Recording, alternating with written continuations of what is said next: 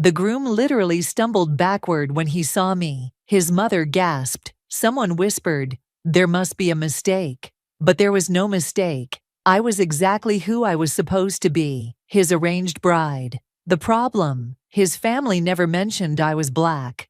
What happened next was explosive. Before I tell you this story, that literally changed my entire world, hit that like button if you believe love can surprise us in the most unexpected ways. And make sure you're subscribed, because trust me, you won't want to miss how this ends. My name is Alina, and 3 years ago, I walked down an aisle that changed everything I thought I knew about love, expectations, and the power of staying true to yourself. I was 28, living in Detroit, working as a marketing coordinator, and honestly, I thought I had my life figured out. I had my career, my little apartment, my weekend brunches with friends. But there was one thing missing, and my parents never let me forget it. "Alina, you're getting older," my mother would say every Sunday after church. "Good men don't wait forever." My father would nod from behind his newspaper, adding his usual, "We know people, good families, successful families." I'd roll my eyes and change the subject, but deep down, I knew they meant well. They'd had an arranged marriage themselves, 35 years strong, and to them, love was something that grew from respect, shared values, and family compatibility.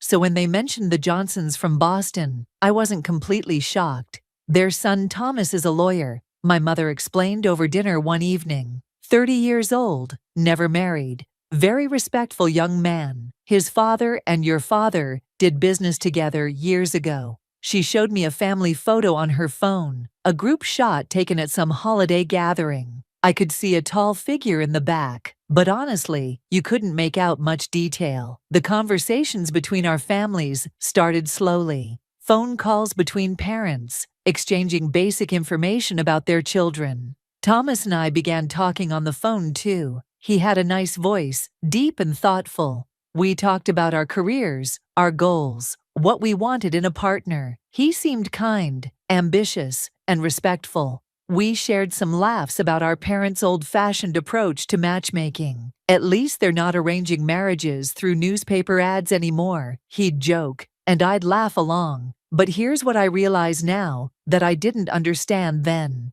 We were both operating under assumptions. When families arrange marriages, there's often this unspoken expectation that everyone involved shares the same background, the same culture, the same everything. My family had sent photos, but they were always group shots, at family gatherings, church events, graduation ceremonies. Same with his family. You'd see faces, but in those big group photos, details get lost. The phone conversations continued for 3 months. We talked about everything except the one thing that apparently mattered most to his family. Race was never mentioned, not once. When you're arranging marriages within your community, I guess people assume certain things. His family assumed I was white. My family, well, they knew what I looked like, so they didn't think it needed clarification. As the wedding planning progressed, I started feeling nervous. Not just normal pre-wedding nerves, but something deeper. I'd never met this man face to face. We'd video called a few times, but somehow the calls always had issues, bad connections, poor lighting, or one of us was driving. Looking back, maybe we were both avoiding that moment of real visual connection. Maybe we were both scared of breaking the spell our families had created. The wedding was set for a Saturday in May. Both families decided on a church ceremony in Chicago. Neutral territory, they called it. Both sides could travel there easily. I spent weeks dress shopping with my mother and sister, trying on gown after gown until we found the perfect one. Classic, elegant, with delicate beading that caught the light just right. When I looked in the mirror wearing it, I felt beautiful. I felt ready to meet my future husband. The night before the wedding, I couldn't sleep. I kept thinking about Thomas, wondering what he looked like up close, wondering if we'd have that instant connection you see in movies. My sister knocked on my door around midnight. "Nervous?" she asked, sitting on my bed. I nodded. "It's going to be okay," she said. Mom and Dad wouldn't have agreed to this if they didn't think he was perfect for you. Wedding morning arrived gray and drizzly. But by the time we reached the church, the sun was breaking through the clouds. I took it as a good sign. The church was beautiful. Tall stained glass windows, white roses everywhere, both families filling the pews. My bridesmaids fussed over my dress, making sure every detail was perfect. Through the bridal room window, I could see guests arriving. Thomas's side of the family looked exactly like I'd expected. Well-dressed, professional, predominantly white. And that's when it hit me. The realization that had been lurking in the back of my mind for weeks suddenly came crashing forward. They didn't know. Thomas's family had no idea they were about to witness their son marry a black woman. The photos our families had exchanged were always group shots, often taken from a distance. In my family photos, I was often in the back or partially obscured by relatives. The assumptions had been made, and nobody had thought to clarify. My hands started shaking. "What's wrong?" my maid of honor asked. I couldn't even explain it properly. How do you tell someone that you're about to walk into a room full of people who aren't expecting you, who might not want you there? But it was too late to stop anything. The music was starting. My father was waiting to walk me down the aisle. "You ready, baby girl?" he asked, offering me his arm. I looked at him. This man who'd raised me to be proud of who I am, to never apologize for my existence. I straightened my shoulders and nodded. Whatever was about to happen, I would face it with dignity. The church doors opened, and I stepped into view. The reaction was immediate. A collective gasp rippled through Thomas's side of the church. I could hear whispers, see heads turning, see people reaching for their phones. But I kept walking, one step at a time, my eyes fixed on the altar, where Thomas stood waiting. And there he was, Thomas, tall, sandy brown hair, nice suit, handsome in a clean-cut, professional way. But his face, oh, his face told the whole story. His eyes went wide, his mouth fell open slightly, and for a moment, he actually took a step backward. His best man had to steady him with a hand on his shoulder. The shock was written all over his features, and everyone in that church could see it. I wanted to run. Every instinct in my body told me to turn around, gather up my dress, and get out of there. But my father's steady presence beside me kept me moving forward. And somewhere in those agonizing seconds, I made a decision.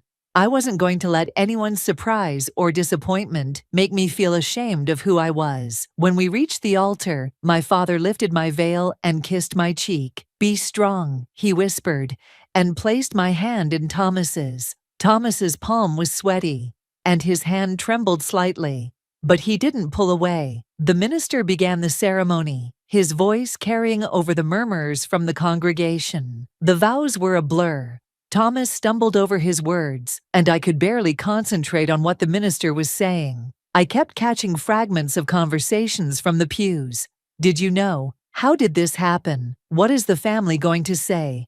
But we got through it. We exchanged rings. We said, "I do." And when the minister pronounced us husband and wife, Thomas kissed me. It was brief, awkward, but it was done. The reception was held at a beautiful hotel ballroom downtown, all crystal chandeliers and ivory tablecloths. But the atmosphere was thick with tension. You could cut with a knife. During cocktail hour, I watched as Thomas's family members huddled together in small groups, having intense whispered conversations that stopped abruptly whenever someone from my family approached. My own family was trying their best to be gracious hosts, but I could see the hurt and confusion in their eyes. Our first dance was excruciating. The DJ played "At Last" by Etta James, which my mother had chosen months earlier, thinking it would be romantic. Now it felt like cruel irony, as Thomas and I swayed awkwardly in the center of the dance floor, while 200 people watched in various states of shock, curiosity, and discomfort. "I'm sorry," Thomas said quietly, as we moved to the music, his voice barely audible above the song. I didn't expect."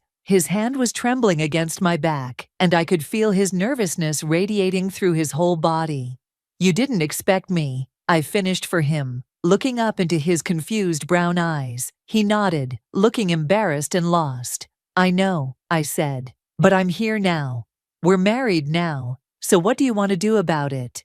It wasn't the romantic first dance conversation I'd imagined having, but it was honest, and honestly felt like the only currency we had left. He was quiet for a long moment, and I could practically see the wheels turning in his head. "I don't know," he admitted finally. "I need time to process this whole thing." At least he was being honest. I could respect that more than fake enthusiasm or pretend happiness. The rest of the reception passed in a blur of awkward congratulations, stilted conversations, and forced smiles. Some of Thomas's family members made an effort to be welcoming, but others could barely make eye contact with me. I overheard fragments of conversations that made my stomach churn. How could they not have known? What kind of family doesn't mention something like this? Poor Thomas, he must feel so deceived.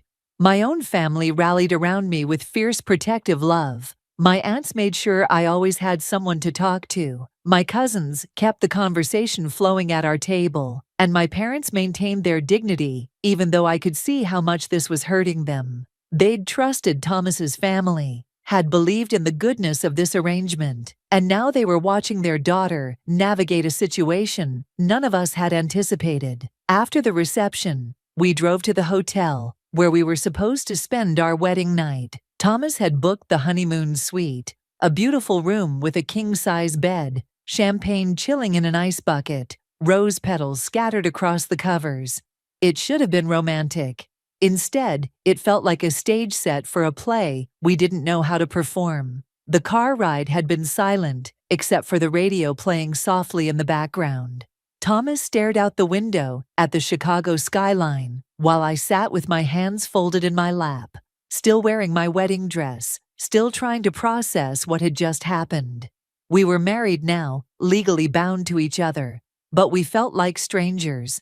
Worse than strangers, we felt like people who'd been thrown together by some cosmic mistake. In our hotel room, Thomas sat on the edge of the bed and put his head in his hands. I could see his shoulders shaking slightly, and for a moment, I thought he might cry. "This isn't how I imagined my wedding day," he said, his voice muffled by his palms. I sat down beside him, my wedding dress spreading around me like a white cloud. "Mine either," I replied. "But here we are." I was trying to stay strong, but the weight of the day was crushing down on me. The shock on his face, the whispers from his family, the realization that I'd walked into a situation where I wasn't wanted or expected. It was all too much. We talked until almost dawn, sitting on that hotel bed in our wedding clothes, having the most honest conversation we'd ever had. Really talked, without the careful politeness of our phone calls, without our parents listening in the background, without the pressure of making a good impression. Thomas admitted that he'd grown up in an extremely sheltered environment. His family lived in a suburb that was 95% white. He'd gone to private schools with very little diversity, and most of his social circle looked exactly like him. He said he'd never really thought about race in the context of relationships because he'd never been exposed to situations where race mattered. It wasn't malicious, he insisted, just ignorant, sheltered, naive. "I feel like such an idiot," he said at one point during our conversation. "I should have asked more questions. I should have been more curious about you, about your family. But honestly, it never occurred to me that we might be." He struggled to find the words. "Different races," I supplied. He nodded, looking ashamed. "Thomas, it's not your fault that you made assumptions, but it is your responsibility to figure out what you want to do now that you know the truth." I told him about my own expectations, my own fears about arranged marriage that had nothing to do with race and everything to do with marrying someone I'd never met. I told him about growing up Black in America, about the looks I got in certain spaces, about the way people sometimes treated me differently when they realized I didn't fit their expectations. I told him about the strength my parents had taught me, about never apologizing for taking up space in the world, about the pride I felt in my heritage and my family. "I want to try," he said eventually, as the sun was starting to rise outside our hotel window. If you're willing, I know I have a lot to learn, and I know I probably have a lot of growing up to do, but I want to try to make this work. I looked at this man, who was now technically my husband, this stranger who was being more honest with me than anyone had been in months. Okay, I said finally, but I have conditions. If we're going to do this, we're going to do it right.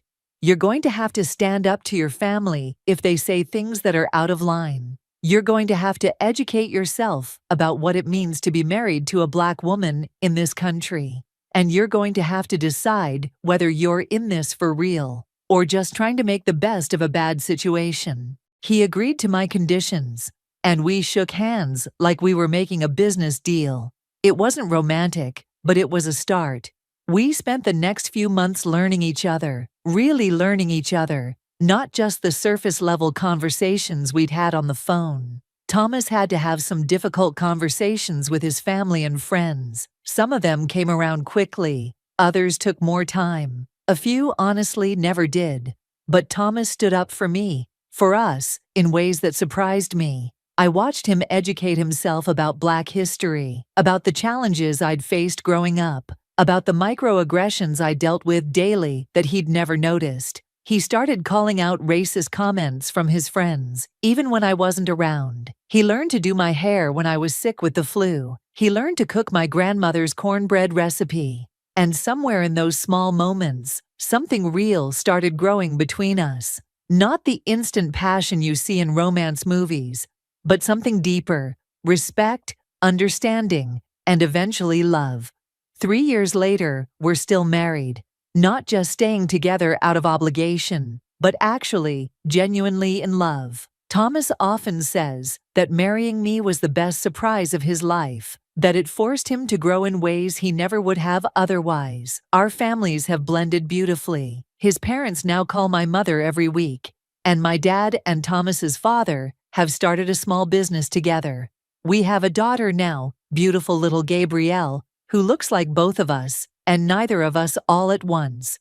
When people see our family, some still do double takes, some still ask inappropriate questions, but we've learned to handle it together. The arranged marriage that started with such shock and confusion taught us both something important. Love doesn't always look like what you expect. Sometimes the best things in life come in packages you never thought to order. Sometimes the person who's meant for you is exactly the person you never knew you were looking for. Thomas still jokes that he married me sight unseen, and I remind him that technically, I did the same thing. We were both gambling on our family's judgment, on phone conversations and shared values. The difference was, I knew what I looked like. He had to learn to love someone he never expected to meet. But that's the thing about real love. It grows beyond expectations. It grows beyond assumptions. It grows beyond the boxes we try to put people in. And sometimes, the most beautiful love stories start with the most shocking surprises. If this story touched your heart,